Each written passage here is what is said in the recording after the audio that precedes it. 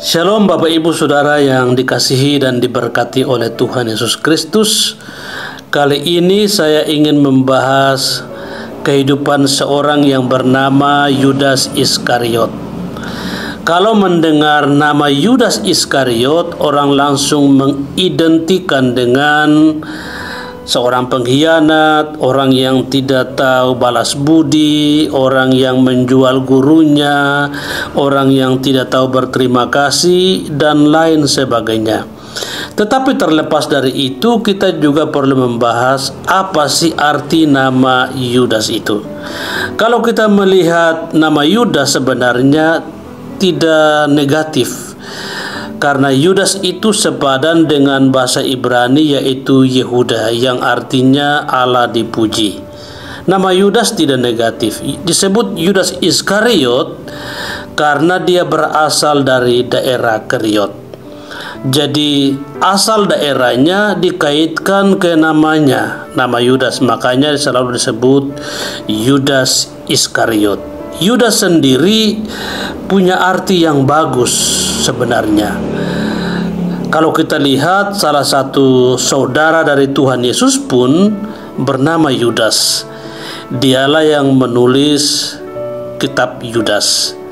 Jadi Yudas artinya Allah dipuji. Yudas menjadi jahat karena dia dirasuki oleh setan dan sifat tamak, sifat rakus yang dia tidak bisa atasi dalam dirinya. Makanya dia sembunyi-sembunyi bersepakat dengan imam-imam kepala, tua-tua orang Yahudi untuk menjual Tuhan Yesus dengan menukarkan uang sebanyak 30 keping perak. Saat Yesus dan murid-muridnya berdoa di Taman Getsemani, disitulah Yudas bersama imam-imam kepala dan juga tua-tua orang Yahudi pergi menangkap Yesus. Dan sebelumnya Yudas sudah berkata kepada mereka bahwa orang yang akan saya cium, itulah dia orangnya, dan tangkaplah dia. Jadi sebelum ke Taman Getsemani, Yudas sudah mengidentifikasikan Yesus itu kepada mereka. Jadi berpatokan pada itu, ketika mereka menjumpai Yesus di Taman Getsemani, Yudas menyalami, "Salam Rabi." Kemudian Yudas mencium Yesus.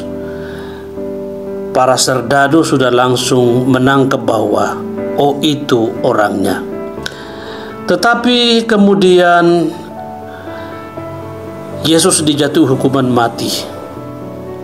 Dan Yudas melihat bahwa siksaan yang Yesus alami itu sangat-sangat keji.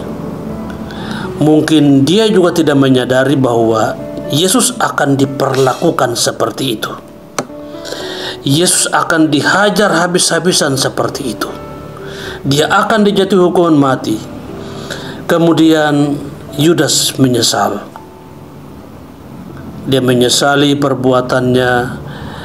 Dia pergi membuang uang 30 keping perak itu ke dalam bait suci, dan dia memilih untuk bunuh diri. Kalau orang di luar Kristen menganggap bahwa Yudaslah yang mati, dalam Alkitab Yudas bunuh diri. Tidak ada pemeran pengganti bagi Tuhan Yesus. Benar-benar Yesus yang disalibkan, tetapi Yudas bunuh diri karena menyesal. Ini ayat saya bacakan bagi Bapak Ibu Saudara sekalian, supaya kita lebih yakin bahwa Yudas menyesal dan bunuh diri. Dan ini juga bisa menjadi pemahaman baru bagi orang di luar sana, supaya mereka tahu bahwa oh, ternyata Yudas itu memang bunuh diri, bukan dia menggantikan Yesus untuk disalib. Matius 27 ayat 3 sampai 5. Demikian firman Tuhan. Pada waktu itu Yudas yang menyerahkan dia melihat bahwa Yesus telah dijatuhi hukuman mati, menyesallah ia. Lalu ia mengembalikan uang yang 30 perak itu kepada imam-imam kepala dan tua-tua dan berkata, "Aku telah berdosa karena menyerahkan darah orang yang tak bersalah." Tetapi jawab mereka, "Apa urusan kami dengan itu?